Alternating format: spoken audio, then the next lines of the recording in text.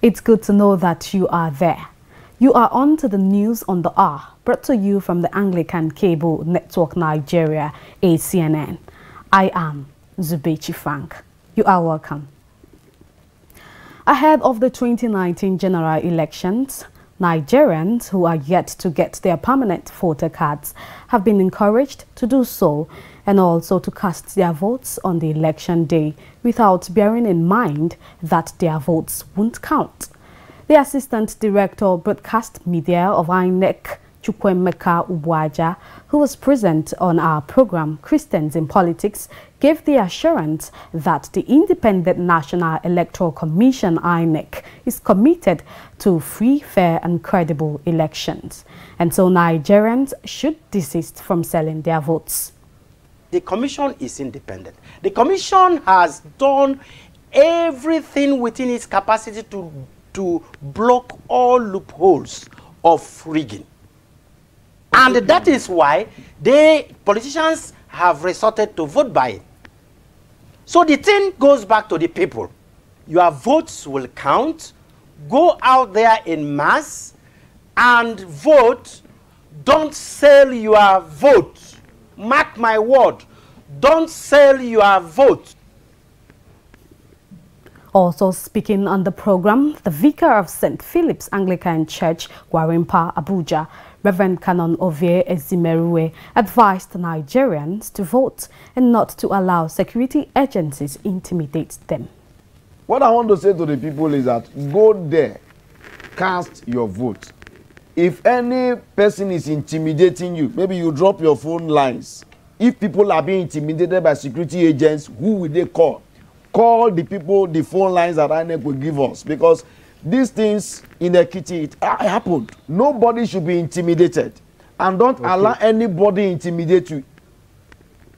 Meanwhile, in an interview with our news correspondent, Dr. Lady Ngozi Abasimalo from the Diocese on the Niger admonished youths to vote for credible leaders during the general elections, stressing that as citizens of the country, it is their civic duties to elect right candidates that will lead the country with the fear of God. She also encouraged the youth to scrutinize and look deeply into the kind of leaders they would want to lead them in public offices before voting for them. You have to scrutinize. Who is telling us the right thing? Who is going to give us a future? Because that is what matters now, not what is in your pocket. Many people are so selfish now that they don't think of others. Yeah, they just think of what they are going to get. When you get what you want, now how are you going to enjoy it? With the bad road, with no hospital, with no water, no electricity. How are you going to enjoy it? You now see that you are still where you are. But if you put the right person on the throne as a leader, then everything will be available. You will even have more than you collected.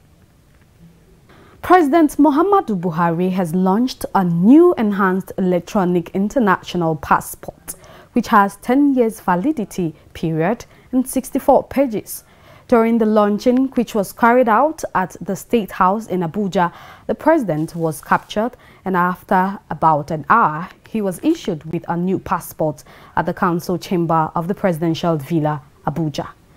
A specimen copy of the new enhanced electronic international passport was handed to the president by the Comptroller General of Nigerian Immigration Service, Mohammed Babandede. Present for the presentation was Vice President Yemi Osinbajo, the Minister of Interior, Abdulrahman Dambazao, who handed the president his copy of the new enhanced electronic international passport. Briefing State House correspondent on the enhanced e-passport, Dambazao said the enhanced e-passport addresses the problem of identity theft and that it's in compliance with the International Civic Aviation Organization requirement. The immigration boss, Mohammed Babandede, said the issuance of the new passport will commence next month. However, the old and new passport will work concurrently until they are gradually replaced.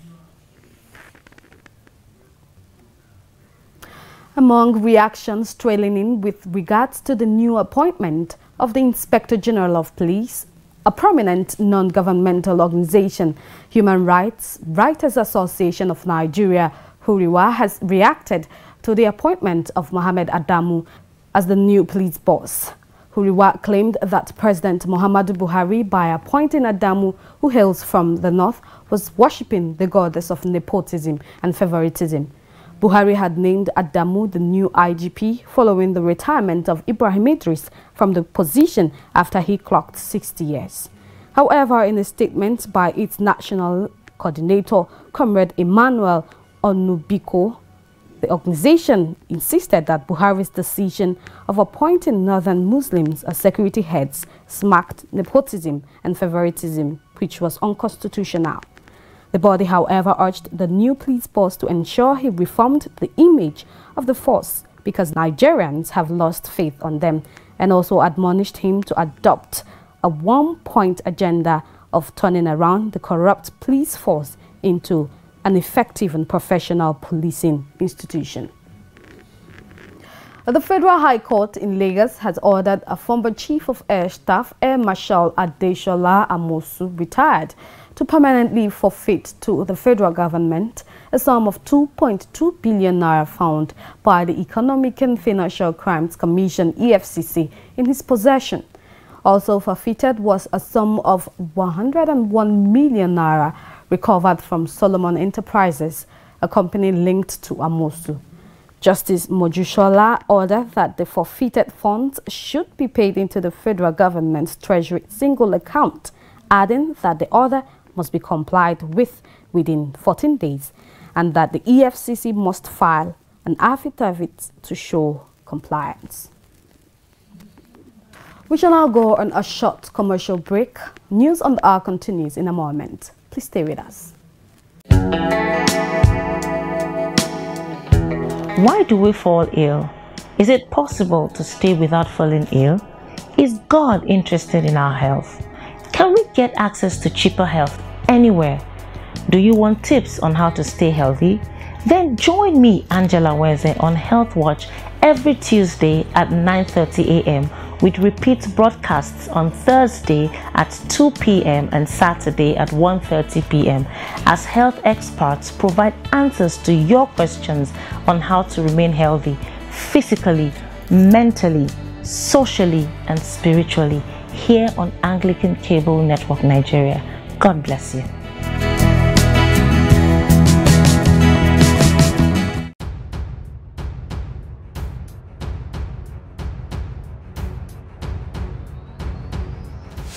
The Independent National Electoral Commission has spelled out the voting procedures for the 2019 general elections via its verified Twitter handle, INEC Nigeria. The following are the 7 steps as stated by INEC. Step 1.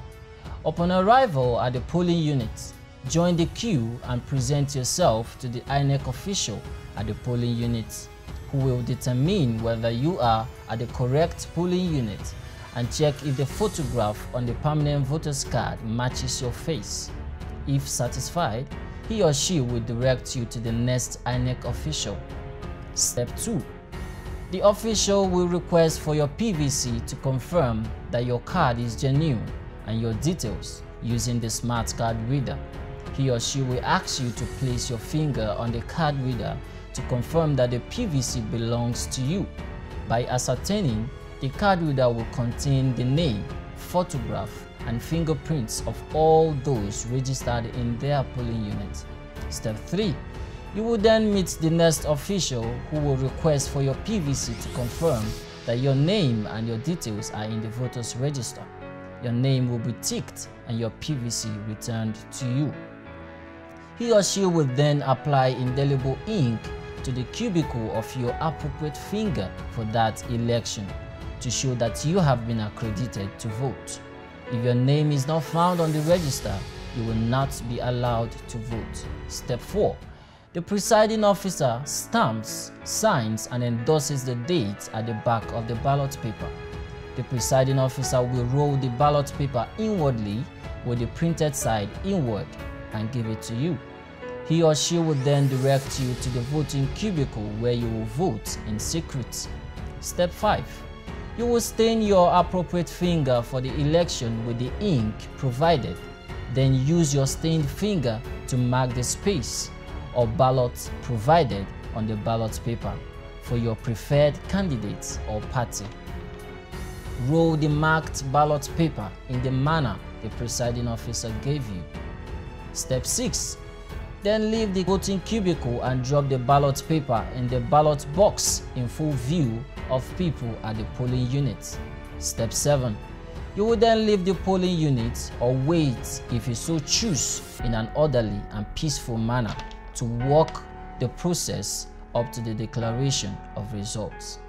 Note: the results of each polling unit shall be pasted at the unit and for everyone to see.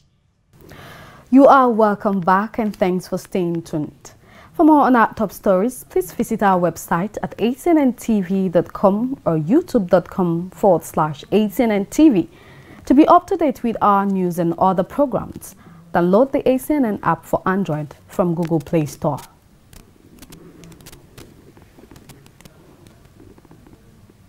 And now to foreign news. A suicide bomber blew himself up and gunmen engaged security forces in numerous shootouts during the assault on the D2 compound, which includes a 101-room hotel, spa, restaurant and office buildings. The attack was claimed by the Al-Qaeda-linked Somalia group Al-Shabaab, which has repeatedly targeted Kenya since it sent its army into Somalia in October 2011 to fight the jihadist group. The sight of armed Islamists and terrified civilians fleeing reminded Kenyans of a 2013 Shabab attack on the Westgate Mall, which left 67 dead in a siege that stretched out over 4 days and led the sharp criticism of the security response. Explosions and gunfire intensified from dawn until police managed to secure the complex mid-morning. Russian Foreign Minister Sergei Lavrov has said Moscow was ready to work with Washington to save a crucial arms control treaty, calling on Europe to help in furthering talks. Moscow's top diplomat spoke after fresh talks between US and Russian officials in Geneva to salvage the intermediate-range nuclear forces treaty. He therefore called on European nations to help influence Washington, saying they had a major stake in the issue and should not be at the tail end of the US position. Russia denies it has violated the treaty, which forbids ground-launched, short and intermediate-range missiles. Russian Foreign Minister Lavrov expressed hope that it would be possible to save another key arms control agreement, the New START, which expires in 2021. And now to sports. The Nigerian Football Federation has reacted to the plight of former Super Eagles captain Kanu Nwankwo. The former Inter Milan star had lamented that all the medals he won during his playing days have been taken away from his legacy property by unknown persons. In a brief statement in reaction to this, Nigerian Football Federation NFF President Amaju Pinnick confirmed the disappearance of the medals and trophies and called on the Nigerian police and other security agencies to work hard at unraveling the perpetrators of the act. In a claim made by respected Italian journalist Alfredo Peduala, Chelsea have finally struck an agreement with Juventus to sign striker Gonzalo Higuain in this January transfer window. Meanwhile, Chelsea manager Maurizio Sarri is desperate to bolster his attacking options in this January transfer window, and Higuain is his top target. Higuain is currently on loan at AC Milan, but wants to cut the deal short to reunite with former Napoli manager Sarri at Stamford Bridge. The 31-year-old has struggled for form with just 8 goals in 20 appearances this season. So that's it on this edition of the News on the Hour. I want to thank you for watching. I am Zubechi Frank.